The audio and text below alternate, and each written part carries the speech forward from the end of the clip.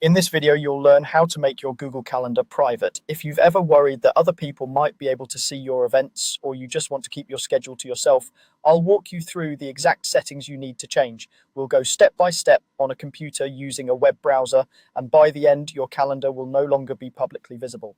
First, open your web browser and go to calendar.google.com. If you're not already signed in, log in with the Google account that owns the calendar you want to make private.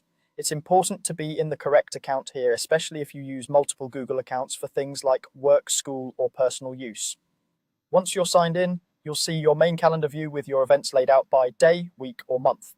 Now look over to the left-hand side of the screen. You should see a section labeled My Calendars. This is where all the calendars that belong to your account are listed. You might see a default calendar with your name and possibly additional calendars you've created for things like work projects, reminders, or shared family plans. The change you're about to make only applies to the specific calendar you select, so make sure you're focusing on the right one. Hover your mouse over the calendar you want to make private. When you do this, a small icon with 3 vertical dots will appear to the right of that calendar's name.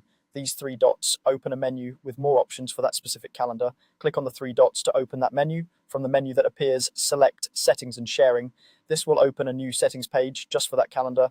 If you have multiple calendars, each one has its own separate settings and sharing section. So again, check at the top that you're editing the correct calendar.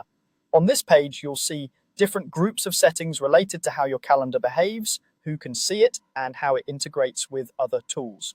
Scroll down until you find the section called Access Permissions for Events. This is the key area where you control who can see your calendar and what level of detail they can view. In this section, you may see a checkbox labeled Make Available to Public. If this checkbox is turned on, it means your calendar can be visible to anyone, depending on the options selected under it.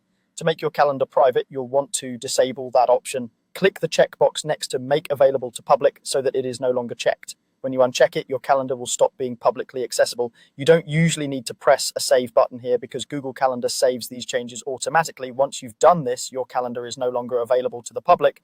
Anyone who previously had a public link to it will no longer be able to see your events. If you still want to share your calendar with specific people, you can do that further down on the same settings page under Share with Specific People or Groups. But that's optional and separate from making it public.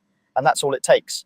By adjusting this one setting, you've made your Google Calendar private and taken control over who can see your schedule